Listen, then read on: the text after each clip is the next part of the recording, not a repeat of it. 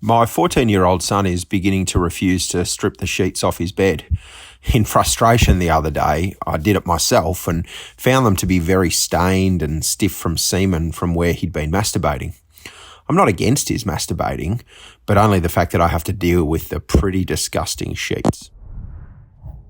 Just a Sec Education acknowledges the Wurundjeri and Bunurong people of the Kulin Nation as the traditional custodians and the original educators of the lands on which this podcast is recorded. We recognise that this land was never ceded. A few disclaimers before we jump in. This is a sexuality education podcast.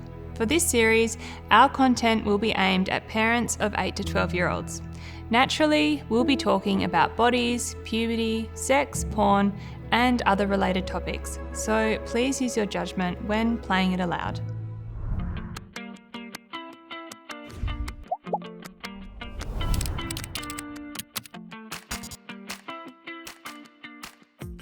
Hello and welcome to Let's Talk, a podcast by Just a Sec. I'm your host, Fran Folks Taylor, and I'm a sexologist, I'm a dietitian, and I'm the founder of Frank Sexology, where I provide sexuality education in Geraldton, Western Australia. No matter who you are, where you live, or what you look like, we all have this thing in common: puberty. Puberty can be a scary, exciting, and weird time in a young person's life. Think back to going through puberty yourself. The spontaneous erections, the feeling of being aroused, paying a bit more attention to people in a romantic way, or realising that you might be a bit smelly. All these things are a normal part of puberty, but often kids don't know that unless they're told. Today, we will be discussing how to start conversations about puberty with your child. So to help us do this today, we are joined by two wonderful guests, Sue Payne and Mandy Joseph. So Sue is a sexuality educator in schools and founder of About Real Life. Sue regularly presents to parents about the importance of sharing their wisdom and values with their children and delivers tailored sexuality education in schools and for individuals of all ages with learning difficulties. Welcome, Sue. Mandy lives and works on the beautiful Mornington Peninsula with her husband, 3 kids, their pug Pikelet, and their cat Jasmine. She loves exploring new places and spending time with family and friends and being a mum taxi to her teens. Welcome, Sue and Mandy. Thank you. Nice to be here. So before we kick off, I'm going to ask you both a question we ask all of our guests at the beginning of the episode, which is, who is your sex ed hero? Sue, we'll start with you. Who's your sex ed hero? My sex ed hero is Emily Nagoski. She's a sexuality educator and researcher in the United States, and she's done many podcasts, published many articles and books, and all about empowering each person to embrace their sexuality in a really healthy way. Yeah, I agree. I recently read her book, Come As You Are. Come As You Yeah, Are, absolutely. Yeah, thank you. And Mandy?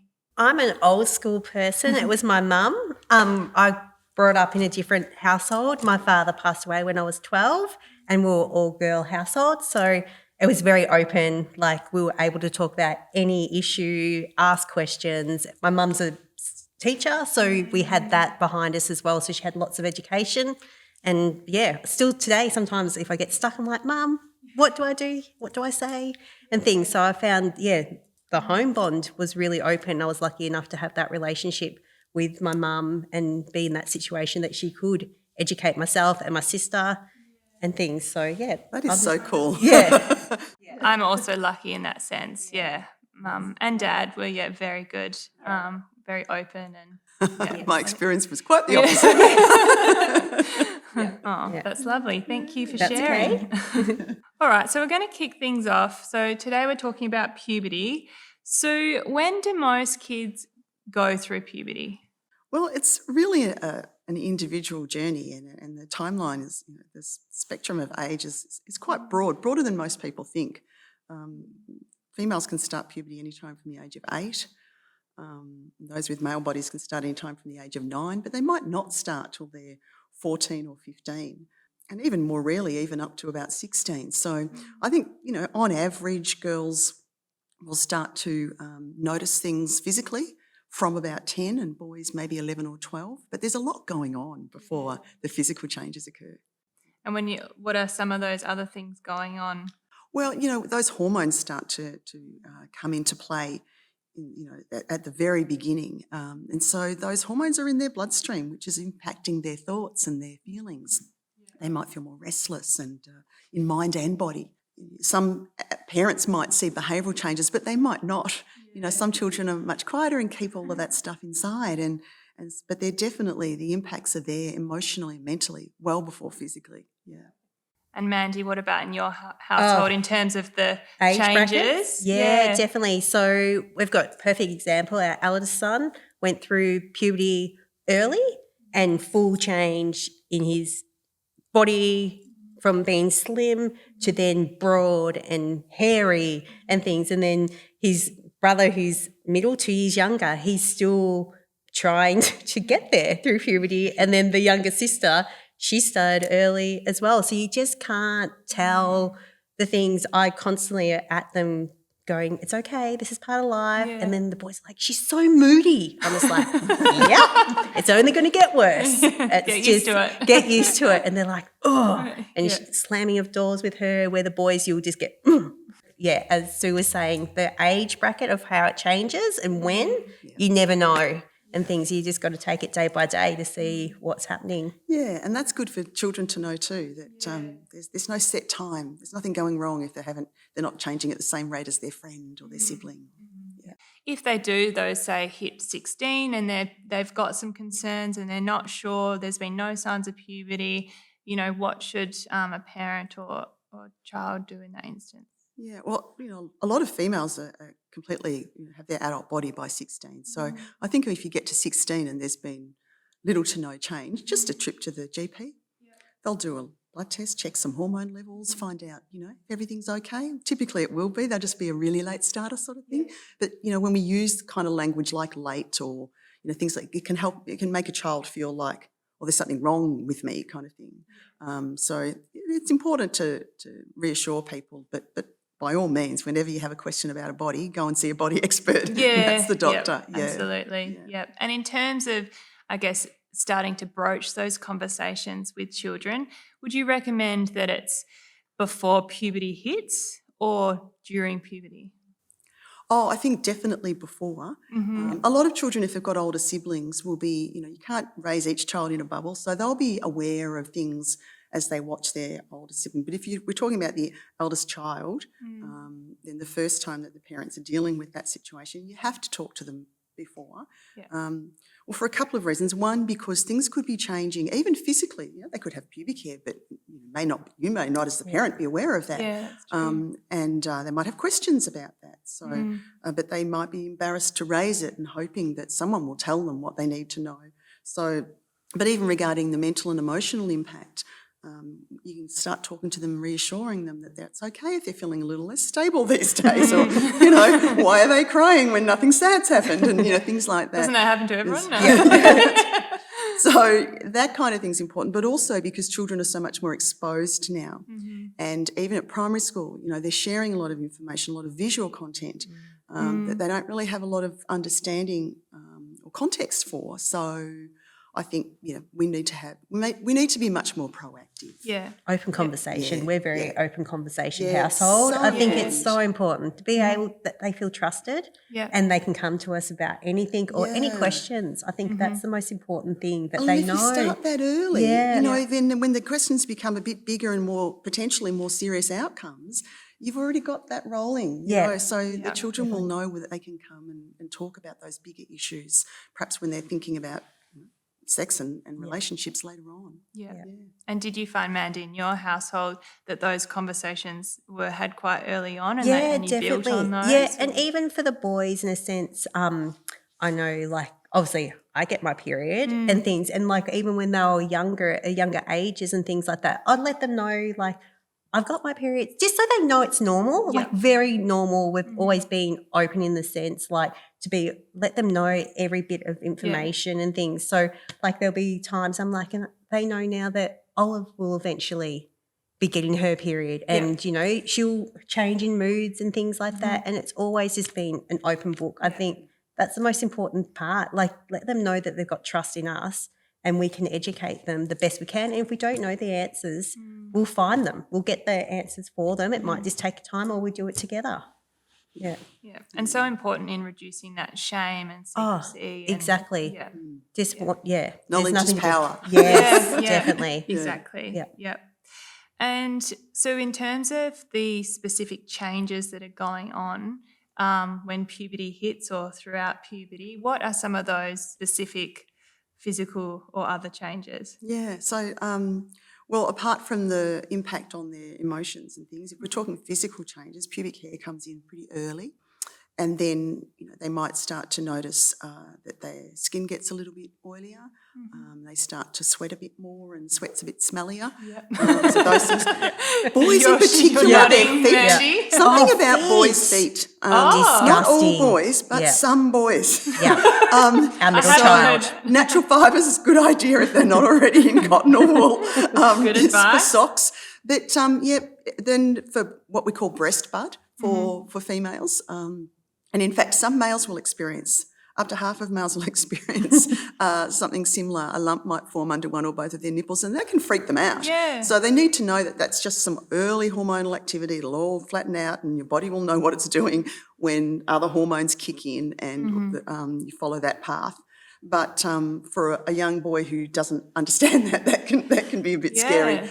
So that kind of, those sorts of early signs probably, first of all, and then they'll start to notice, males in particular start to notice that their scrotum gets bigger and heavier because the testicles are growing, and, you know, for females we don't notice much maturation or enlargement of our ovaries, but that's going on the inside, and that sort of thing. And Mandy, when your kids were growing up, were there physical changes that they came to you to talk about? Boys, not so much. I think they were a little bit more private and things. Definitely Olive is more open and things like that, and will ask questions about hers. But then now she's a little bit more like, I was like, don't ask me that. Yeah, I'm like, it's okay. It's all good. But, yeah, definitely the boys, I reckon they went more to my husband in the sense they may have found a little bit more comfortable asking Dad the questions, because he's got the manly goods where Mum He's got the same equipment. Yeah, exactly. Yeah.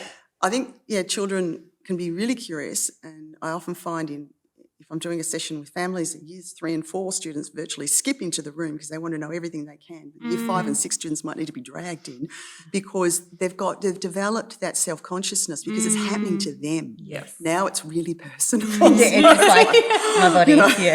Does everyone know what's going on to me? We all know, but And so in terms of specific hormones, what hormones are happening in children's changing bodies?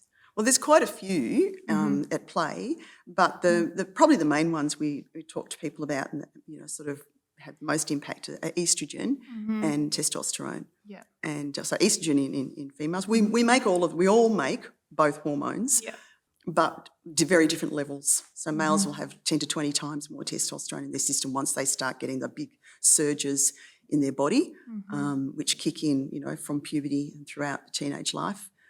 And estrogen, but they still make estrogen. Females make testosterone. It's also very important for female bodies, but the estrogen They're the main players. kickstart. They're the main players. Yeah. They're very powerful. And what about other sort of sex-specific changes? So in females or people that identify as females or people with a vulva, what kind of changes are going on for them maybe around that age in terms of menstruation, for example? Like, how do you broach that subject? Well, I think there's quite a lot of schools are doing that sort of thing as well, giving children information, but often it's at a time when it might have already started for children. Sometimes, so it is important that children are aware, because they do share some silly stories too about what happens when you have your period.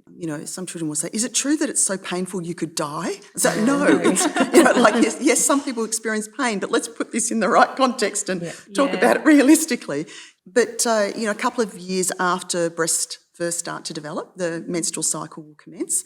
And it's good for young people to have an understanding of what that is, and not just that they're going to bleed once a month. Why are they going to bleed? What's happening, Talking about those two things, the two main things, the ovulation and the menstruation, and what it's all about, which means talking about reproduction, and there can be a bit of a nervousness maybe about, to talking about that with your children. But it's important they understand what these changes are all about, why they're happening. Yeah, that's for females. Males will start to have more erections. Erections aren't new. They have them from even before they're born, but they'll have a lot more of them. And they'll start producing sperm. And they might spontaneously ejaculate when they're asleep, so they might have wet dreams. It's important they know about that. Otherwise they might think, this is not what's going on. Exactly, yeah. So it's just part of life, that kind of, so let's talk about what's ahead. Some parents I know like to use books to help, and maybe read through a book together the first time. And then it's a nice reference, a factual one that your child can go to that they then keep in their room. But that's still not going to substitute for those ongoing conversations. And Mandy, how are those topics broached in your household? With menstruation and things, Olive's knows changes within her underwear and things like that. So to get her prepared, we started doing panty liners just so she knew the sensation. But then she went to camp and she was worried that she may get her period on camp. So we're lucky enough now there's period knickers underwear for them. I didn't have that when I was growing up. We also we got some of those for her and she just wears them now pretty much a lot of the time because she just feels that extra confidence. So if something was to happen, she's prepared. And at school and things. And the school where she goes, they're very lucky, she's still primary school, that they can go to the sick bay and use the actual toilet there, or the senior girls who have started menstruating can go when they're on their period and use that toilet, so they're away from all the other students and things like that. So she's aware of that, and the school reiterates that to the senior girls so they know that that's their safe place. I think that's really important that parents can reassure their children that schools are really good at handling this. The teachers are really good at handling this. They're doing it all the time. Wherever they go, an excursion, camp, wherever they are, they'll have sanitary products and they're very discreet and take care of them. And some girls do worry about that. What happens if it happens at school?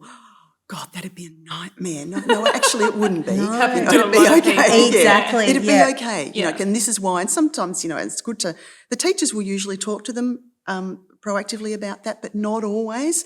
So parents can do that though. They can say, when they're having conversations, don't worry, by the way, if you're ever out and it happens when you're out, like for example, maybe we're not at school, we're at the shops. And so these are all the different places that sell these products. If you're out with your friends, it's not a bad idea to take a pad with you. But if you haven't got one, what most of us do is if we might ask someone, make our own little pad. It'll get you only get you so far, but it was so that's okay. And or sometimes you'll say to another lady in the toilets, do you have a pad by any chance? So it's nice to be able to have those conversations because you're preempting what their worries are. Oh, definitely. The what ifs. Yes. I think we all go through them, so everyone why not? has a story of being the last one in the classroom on your chair. And what if it happens and it gets you in my dress? Tie your jumper around your waist. Tie your jumper. There are things you can, just help them get ready for, I guess. And prepare. The period knickers are a great one. Oh, it's been the best. Sensational. I call them the magic pants. I think they're amazing. And that was one of the things, one of my someone I used to work with, they said before it happening, they got their daughters ready as well. And it happened to be that the wife was away with work. The daughter got it. She was already prepared and waited till the next morning going, oh, Dad, I actually got my period. And he's just like, oh, but because they were all organised, already pre-packed, had knickers, had everything sorted, it was not an issue. And she felt comfortable in that sense, being prepared. I think just having that little bit of preparation absolutely is great. And I suppose, around this time as well, I guess children will be maybe touching themselves for pleasure, so masturbating. What would you recommend if, you walk in and your child's masturbating? What do parents do? Yeah, well, that's occurred in my family. Yeah. We always knock before we enter rooms. I think that's really important, and wait for a come in. Yes. Sometimes I think we can, I should knock, but then You knock as you open it. that's not right. I think, you got to respect their privacy. It's their body. Of course, it's a good question because people have different values. And, it's important that children have a right to their own bodies, not to anybody else's, but their own.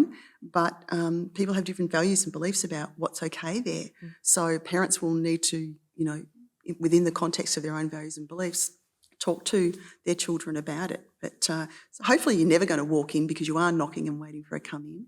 But I think it's at the same time you need to be letting them know that these feelings are really natural. It's the same hormones that help us grow into adulthood, that are in all of us that trigger all of these sexual feelings. They're a good thing. They're a natural, enjoyable thing, It's what you do about them, I guess, is that when that then steers into, what certain people might feel is okay and not okay.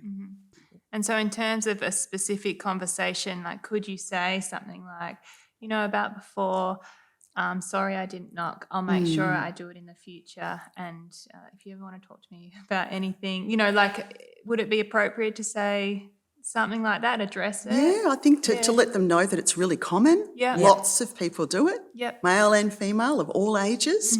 That's good information for them to know. Yeah. That it's It's normal. It's a normal. Yeah. It's part of us. Because I part think of life. you could have guilt. You were like as a child, even though I had a very open family, for some reason there was still this guilt associated with it. And I think, am I supposed to be doing this? Yeah. Am I allowed to do this? Yes. Is it okay? Yeah. And it is okay. Yeah. Yep.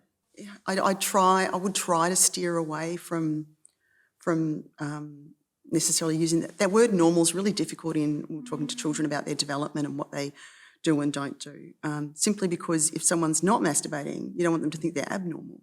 So and some young people say, well, I don't have any sexual feelings. Does that mean I'm asexual? Because they're hearing these terms. Yeah. And, so there's a lot of education required then around that. No, it doesn't mean you're asexual. Yeah. You wouldn't be aware of that at this point in your life, But sexual feelings are, they're part of humanity, and you're part of being human. And if you feel them, they're lovely feelings. And for parents to, help them understand that it's an okay thing if indeed they feel that it is. And that's where, certainly from my position as an educator, and I can say whatever I want as a parent to my children, but as an educator, it's important that, I don't, that's their values and beliefs. So, I think families need to share their own values and beliefs and why they hold them, and about a range of things, not just about masturbating, but, that empowers children to know why their parents hold those values and beliefs, I think. Yeah, and they'll make up their own mind as they grow up. But I suppose, at the end of the day, as long as they don't feel shame. You don't want any shame or guilt about having those feelings and, exploring them. Yeah. And using that word normal is all very much contextual. It's like it's normal not to do this, it's normal not to do that. And it's okay either way. Yeah. And just going back to, I suppose, those big emotions that children might have during puberty, how would you recommend sort of helping them manage those emotions or preparing them for those big emotions? It is the roller coaster as such, because you don't know how you're going to be feeling on one day. You could be happy, but you could be sad. You could be angry, frustrated. There's no book to tell you, to know exactly. But as through puberty, you know that this is the cycle. And eventually you reach the peak and you come, but then throughout life our emotions are all over the place. You never know how you're going to be feeling on a day-to-day basis and things. So it's a hard one. We're influenced by those hormones for a long time, not just during puberty, absolutely. And I encourage children to, as they grow up, to learn more a bit about what is this testosterone? What is it doing? How is it impacting my body? And it does in so many ways. quite outside the issue of sexuality. So, and estrogen, what does that mean? A lot of females feel they're at their most focused, creative and energetic around ovulation, and their libido is at its strongest, and that's when estrogen peaks. So it's really helpful to learn about this stuff. But I think just knowing, that you might be angrier than you've been before. Might not be all day, but you might go through periods where if just for 5 minutes you're full of rage, Yeah, and, frustration. and other times, you might start feeling teary even though nothing particularly sad has happened, or feeling a bit like your best friend doesn't understand you today. And just being able to talk openly about it, I think, is one thing, encouraging people to talk about their feelings, but also to develop these calming strategies. Yeah. That when, especially as they start to get older, they need to have ways of recognising, I'm feeling pretty angry about this. Okay, I need to sort of, we all need those, and if we don't develop them, then we turn out to be pretty obnoxious adults. So, I think it's important for children to learn a lot of that stuff. Schools are doing some really good stuff in that regard. But I think at home too, we've got to hopefully, we all have our own ways as adults. Yeah. Maybe the children don't realise that the reason that, Dad pops out to take the dog for a walk at, odd times is because Dad's feeling a little bit on edge. Yeah. And or Mum, puts some music on in the other room and just says, just leave me alone for a little while. Maybe we can be a bit more teaching those strategies. Yeah, absolutely. Yeah. Fresh air. Find out what works for you. Some people love just patting the dog, and whatever works is just so important for kids to keep practicing and diversify their tools for emotional regulation. Yeah. It just makes life so much easier Go when we burn some can energy. Go reset shoot some hoops. ourselves. Yeah. Go do something what makes you happy. Yeah. And those Colouring. lifestyle factors as well, getting plenty of sleep, Oh, it's so crucial. exercise and moving, and Going to the as a beach, that's dietitian as well, Yes. I know the impact of eating For healthy food. food. Yes. Yep. On As mind and mood. body. Exactly. Yeah. Yep.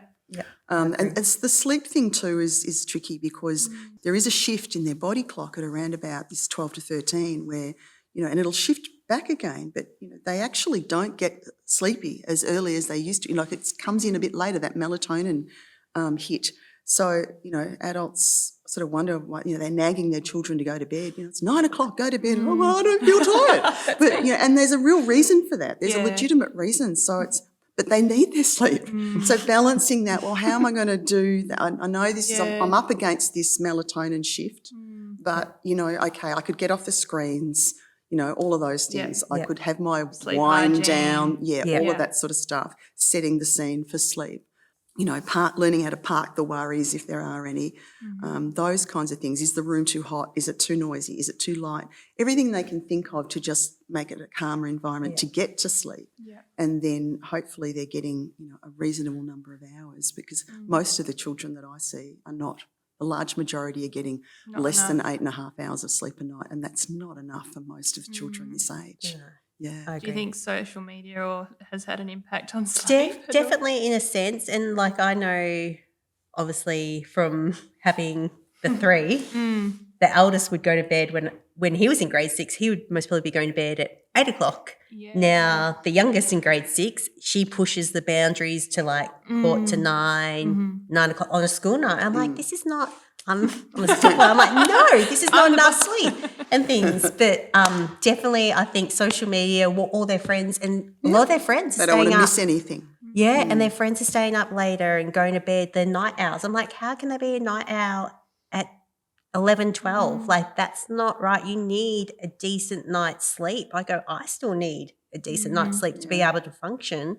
You guys need at least 10 hours in my eyes, but they just don't think that's right. And I'm like, I'm the mum. I do know. And things. I think it helps brain to development as well because their brains are still absolutely. developing and they need that. They're always shocked when you tell them won't be until you're 25. Yeah, really, your full brain. I was in a classroom recently and there was a teacher in the room, obviously, with us, and he said, I'm 24, should I leave? Which kids thought was hilarious. But, it's appeal to what appeals to them in the sense that if you want to be the smartest, the strongest, the fastest, eat well. Athletes don't drop into Hungry Jacks when they're hungry. They They get told what to eat. They make the most of every mouthful. They get enough sleep because they know it's crucial to their performance, their endurance, their reflexes and all of their speed. And kids are like, that's when they'll light up. Oh, yeah, I want to be strong. I want to be fast. I want to be, yeah. So I think that helps. And just even knowing the things that go on in our brain when we're sleeping. You know, do you realise that what you learned today is going to be filed away neatly tonight by your brain? If you get enough sleep. But otherwise it's going to be a really messy filing cabinet in there. You're not going to know what's what. Understanding the why behind the it. why. It helps them get on board, you know, I think there's a real benefit to me here if I do eat the broccoli and go to bed early or whatever it might be. They can see it. Yeah. And what about how can we best support our gender diverse youth during puberty? I think with education we can talk very much about males and females, and what about, you know, I guess kids maybe who are born intersex, for example, or that are trans or questioning, like how can we support those kids? I think that's where it's really good if you can have lots of open general conversations that can be going on an ongoing basis, you know, and using triggers around you. You know, there might be someone who's transgender on a TV show, or there might be an ad about something with a gay couple in it or something like that, and you know, you can be open and supportive of that by going, oh, that's good to see as you walk past the TV and they're watching something, or oh, really? Seriously? Oh, I don't think so. There's all sorts of teaching you can do by a throwaway comment, and your child will go, well, what do you mean? Yeah. Oh, well, I mean, you know, Using then you get a media chance to explain. That this is, you know, and for some people it's a really slowly evolving thing, and others say, for as long as I can remember, this has not been in sync with who I feel I am, you know, or whatever it might be. I just don't feel like I belong here and here. But for others it sort of kicks in, and then they're really questioning more through puberty. So just being open to that, letting each person be their authentic self. You know, we all want to be true to ourselves. And if we're modelling that and using the cues around to say, you know, oh, I love that. I love that they've done that. You know, we don't have to give our child a lecture. They hear us say something, you know, or I don't think that's right that person was treated like, you know, shame on them, you know, for doing that. And they sort of take in stuff that, you know, helps them understand that, you know, everyone has the right to be who they are. Yeah, their own story and things as well, their life, and that's the thing. And I guess we're lucky enough that we do have like gay couple friends. So, and also within primary school years for the kids, they were exposed to gay parents and things. So they didn't see anything different. They didn't see it as anything different. So I think this generation, in a sense, is going to expose more than generations prior. And things, but like as you said, of diverse sexualities, and diverse genders. Definitely. And even I know in primary school, some kids are questioning that they're getting exposed, like they're questioning their sexuality, or also if they're a boy or a girl, obviously they're in a boy's body, but they feel like they're more to a girl.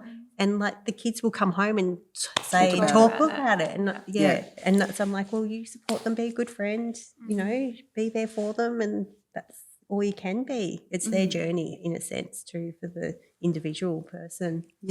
Just being open and supportive, and I think allowing them to be their authentic selves. And that's right. So, sometimes too, you know, a child might feel that they don't, their differences, their diversity is perhaps not going to be welcomed by their own family. They might talk to a friend. So it's nice to tell your child, you know, someone comes out to you in that sense about their orientation or their gender difference or diversity. That's a massive compliment to your character. They've seen something in you that they feel that you'll hold this, you know, and be supportive to them. So it's it's good to teach them how to be there for someone else. But even in saying that, if something's going on for them, that tells them clearly that, you know, you're supportive of what might happen for them as they evolve and grow.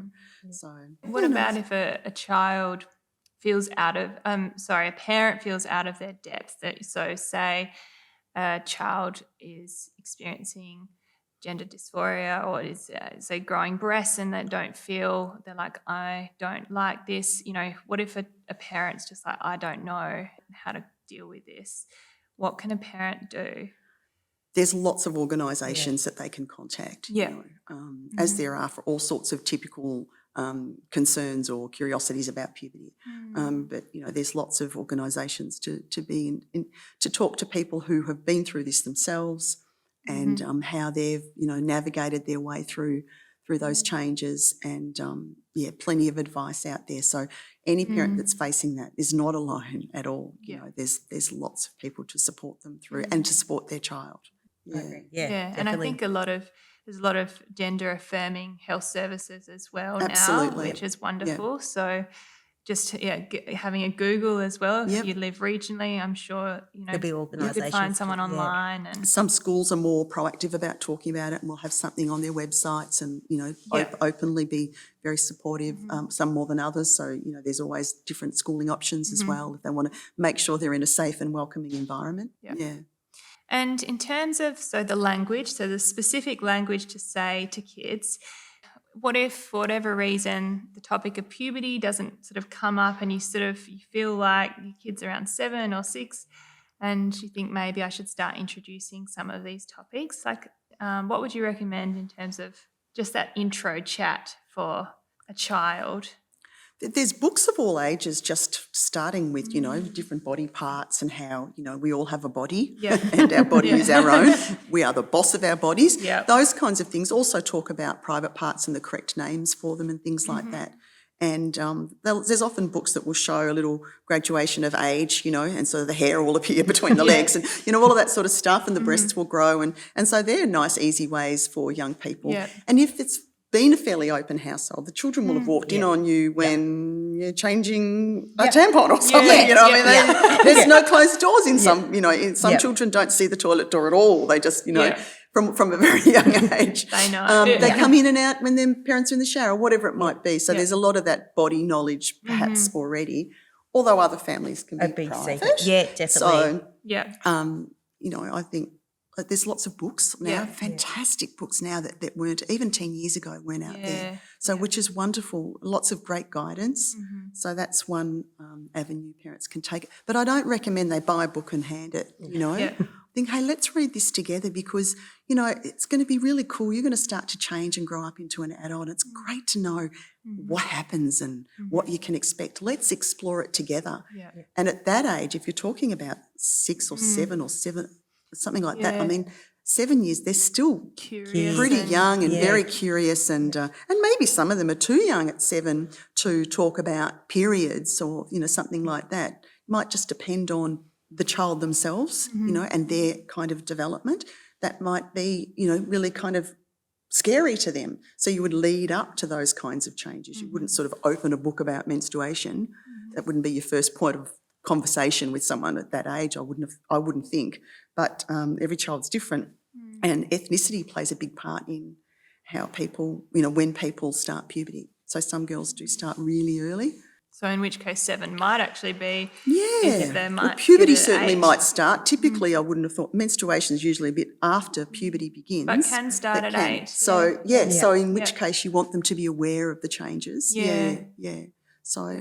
So much difference in the timeline, like individual children. And I think, books are really for parents and carers that might not be as confident with these subjects. I think that's a really brilliant suggestion in terms of, they can be guided by the book and use the book for those talking points and to answer the questions, because I think just bringing it up from nothing could be tough for parents. Definitely, just to have a little bit of back knowledge. And and have conversations, just, chats about life. Use all the cues around you to ask about, what do you think of when you hear the word boy or man or, and they might talk about being strong. You don't think girls are strong? Women are strong? So questioning those stereotypes as well. Absolutely. Not those times where you have to tell your child something, listen, this is how it is.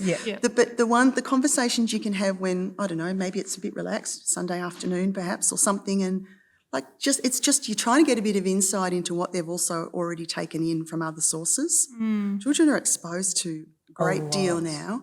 YouTube, pornography, all of these different influences, some very negative, misogynistic influences. it's not just teenagers that are listening to this. Year 5, 6, and even in some cases year 4 students are tuning into people like Andrew Tate, and you know, we've got to be proactive, because otherwise other people are going to be educating our children if we don't. That's really important. Yeah, I agree. Yeah, I think it's open book, because they're exposed to so much.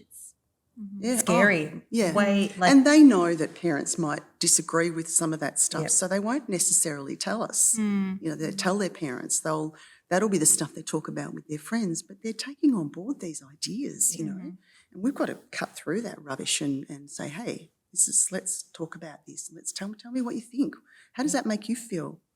And if there's, you know, let's say, for example, they've got a sister or something, how does that make you feel? Let them share the impact of certain influences, that kind of thing. Have some more open conversations and get an insight into their thinking.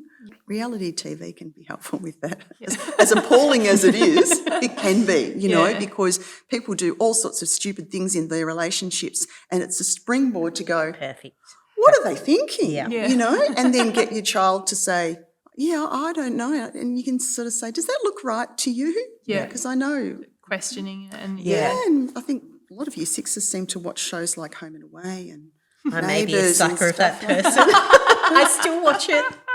Does a lot of big stuff happens on So those much shows, stuff doesn't happens. it? Like the kids don't watch it with me. Every now and then maybe they do, but I am a sucker. And then, but then we can have conversations. Well, that's it. It triggers conversations. So use anything I always you've got. say it's not real. This is they're all acting, but then we'll have a conversation, because there's always a drama. There's always a drama. There's always something going on. So there's lots of cues. Yes, exactly. Are there any specific resources that we've mentioned, books? And I think Lucy Peach has some wonderful books, or has a wonderful book called Period Queen, which sort of covers menstruation. Are there any other specific books that you could recommend, or otherwise we can link them in our show notes? Yeah, look, there are quite a few that that I've sort of got a book list that I send out anyway. So happy to share that for all ages, sort of thing, from the little ones through to sort of year 6. There's a lot of websites and things too. There's so many forums and podcasts and things to sort of access. But I think the main message is nothing beats your sharing what you've learned about life with a lot, and helping your child live according to, you know, their values and beliefs, particularly if you're a year 6 parent. Year 6 students now, when they move to secondary school, it's a massive transition because of the environment they then find themselves in and what they're exposed to. A lot of primary schools do their best to keep that relatively sheltered environment. You can't do much about what happens outside of school, and that's where parents really need to be aware of just how dangerous some of those online platforms are for young minds. But, you know, when they get to high school, there's just so much content that they're going to be exposed to.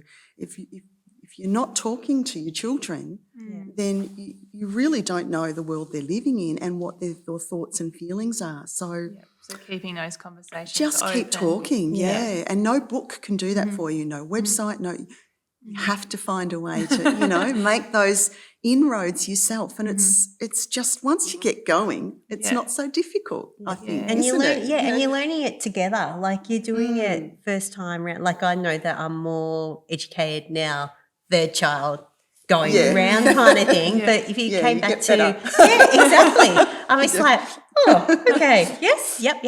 Right, we'll work this way. But I think just talking, I think that's the key. And hopefully most households do have that connection that they can feel open enough and speak about everything with their kids, because in the end you want them to be calling you in the middle of the night if something's not right, or those things that they know that they can come and trust you. Even if their friends have said, no, don't do that. Go to your parents. We're the safe net for them and things. And we're their biggest supporters. We're there for them to protect them and educate them and make them grow to the amazing human beings they can be. I think children need to hear from their parents. Parents, I'm sure, feel this way, but I'm not sure we always remember to say it to our children, that nothing is so bad you can't tell me. Nothing. And I think doesn't that's mean I won't be shocked or disappointed, but I love you. Nothing is so bad that you can't tell me. Yeah. And I think some parents think that, but you have to Just say vocalize it, it. yeah. Yeah. I think my mum said the same thing to me. Yeah, that that's great. if you ever get pregnant when you're a teenager, tell me and I won't be angry. And I was like, I want to help thank you. Yeah, I want definitely. to help you. Yeah. Yeah. I did April Fool's prank her once because of a terrible Oh, wow. That's So you terrible. were wicked, weren't you? Yeah, Wow. that I is- took Yeah. advantage of What She she was said. like, oh, darling. Yeah. So she was She didn't right. get angry. Yeah. To her credit. Yeah. I bet she was angry when she found out. Yeah. She was. I won't repeat what she said after that. Yeah. Yeah. Great. Thank you both so much. Oh, you're welcome. We're going to now move on to our sex ed spotlight. So this is where a parent or carer write in from the community and our guests help answer the question. So today our question is from the parent of a 7-year-old boy. The other day my child asked, "What does puberty feel like? As a single parent who is raising my son by myself, I'm not quite sure what to say or where to start." What does puberty feel like? Well, it's an individual Yes. feeling. It feels different for everybody. Where there's the similarities that we all share, but how we respond to the changes, like the changes we all share, but how we respond is unique to us. So I think if someone knows that, then they'll know that whatever they're feeling is okay and they can talk about that. So it feels interesting as our bodies change. It's kind of like, wow, like it could be a wow moment. Confusing. Some feelings, might surprise us as to how we might get more emotional. We might have days when we're sort of super up and happy, and other times we're a bit grumpy, and but our bodies change, and we get our adult bodies and new feelings, and start to look at people in different ways, and Yeah. might start to like certain people. Talk a little bit about that. Seven's kind of young, isn't it? But, but just for everyone, it's kind of different. So emphasising that it feels different for everyone. There's some physical changes, some emotional changes. Yep. Yeah. Confused. You might have a bit of confusion as well through the process, going, "Oh, what is happening?" Yeah, Things. yeah, absolutely. Yep. Could be confused, or even sometimes people are a little bit worried. Are they developing normally? They might be using that word against themselves. I don't know if this is normal. Sort of thing. So it's nice to be able to talk about that. And we know that a small percentage of females do experience a much more severe form of, say, PMS. So they might look around and think, why does everyone else seem to be coping really well? My friends seem to be doing okay. Yeah. I feel like this just goes on for days. This isn't just, a down, flat mood or irritable for a day or two. This is, going on. And up to about 10% of females we know can go through this. So this moves away from the 7-year-old, but so that children always know that whatever's going on for them, to share and because, there's always support and something that can be done to help them and And I think important that it doesn't just have to be the parent. It can be whoever they feel safe with as An well. auntie and cousin, older cousins, they might feel more comfortable, because I know for my kids, they've got all their cousins are older, so they can go if they wanted to. If they might, I don't even know if they have, but they could go to their cousins who are already gone through the process, and they might feel more in line with them rather than coming to an adult for certain situations and things. Yeah. Trusted adult or trusted, other. Trusted other. Yes. Yeah. Great. Yeah. Great. Thank you so much. That's good. We are going to wrap things up there, but before we finish up, where can our listeners find you? So my business is called About Real Life. So they can look up the website, aboutreal.life, and get all the information about what I do there. So, Wonderful. Any parting words from you, Mandy? No, I'm just a mum. Just a mum. Excuse me. No. hardest job ever. I was going to, yes, I'll definitely say that. I don't think I've worked so hard in my whole life, and I'm still learning. I think that's the job in a parent. Yeah. You constantly are learning and finding your way doing it, but it's the best job in the world. Brilliant. Yeah. Thank you so much. Thank you. And also, just for any resources we mentioned today, please head to our show notes. Thank you for joining us on this episode of Let's Talk. If you enjoy the podcast, please follow and share with your community. You can find us on Instagram at its_justasec or online at itsjustasec.com. I'm Fran, thanks for listening, and remember, it only takes just a sec to start these conversations.